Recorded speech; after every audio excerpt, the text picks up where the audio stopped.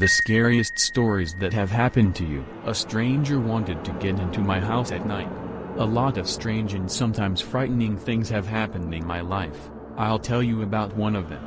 About 4 years ago, when I was 16, there was an incident after which I checked the door several times before going to bed.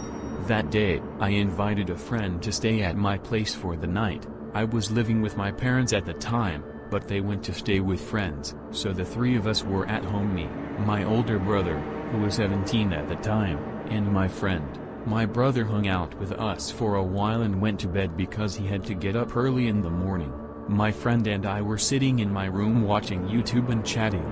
Closer to 2 o'clock in the morning, my friend began to feel sleepy, and he fell asleep very quickly. I didn't feel like sleeping, so I continued watching the video. Suddenly, a noise was heard outside the house. I didn't pay much attention to this, because the neighborhood cats often climb onto our corner terrace at night, and since it is sheathed in sheet iron, all this is accompanied by a dull metallic ringing, similar to the one I heard then. Then, about 5 minutes later, a barely noticeable shadow flashed past the window in front of which I have a monitor. It happened so fast that in any other situation I would have thought it was my imagination.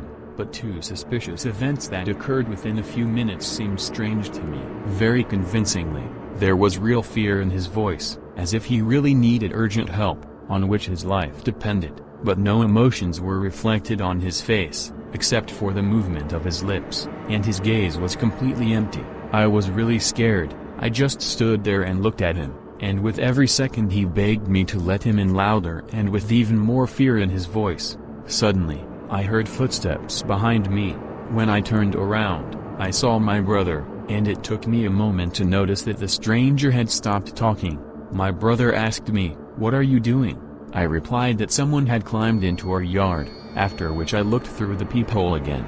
There was no one in front of the door. "What the hell?" I thought then. I told my brother that I had just seen a man outside the door and that he had asked to be let in. My brother believed me and said that he had also seen someone at the window, but thought he had imagined it. After that, we turned off the lights in the house and looked out the windows, trying to make out the stranger, but there was no one there. Suddenly, my friend's wild scream comes from my room.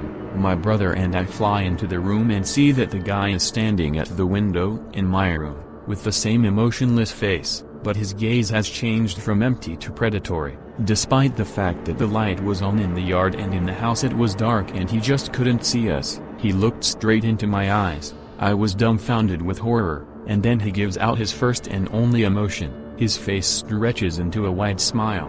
He raises his hand to the level of his face. A big fucking knife is visible in his hand! Slowly bringing the knife to the window, he began methodically tapping the tip of the knife on the glass, while continuing to smile eerily. At that moment, my brother was already talking to the dispatcher on the phone, calling the police squad. I do not know why we did not do this earlier. For some reason none of us had thought to call the police before that. As soon as my brother finished talking to the dispatcher, we ran into another room. None of us had any desire to stay in the room. That crazy guy was standing outside the window. The police arrived about 10 minutes later, but there was no one in the yard. This psycho ran away. From our words, the police compiled a sketch of the stranger. The staff contacted our parents and stayed with them until they arrived. Despite the fact that references to this psycho were posted all over the city, he was never caught.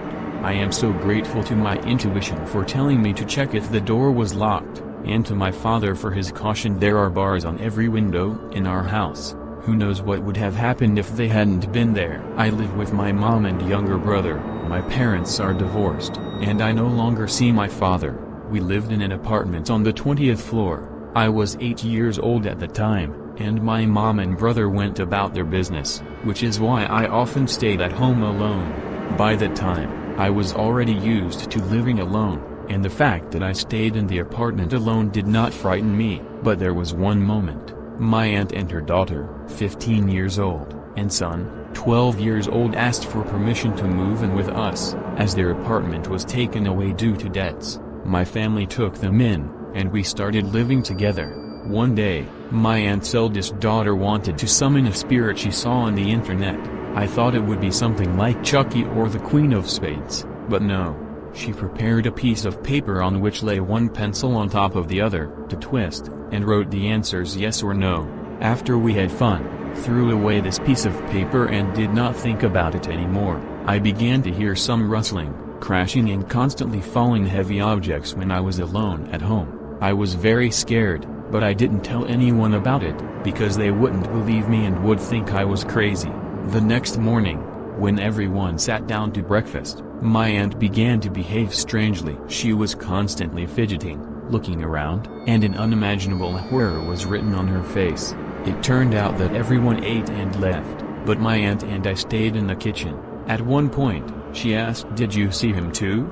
I was surprised and thought, this is my chance to tell you everything that's on my mind. After I told her everything, she was horrified and the following week moved with the children to some kind of hostel. I told my mom everything, and to my surprise, she believed me too, and we sold the apartment and moved out.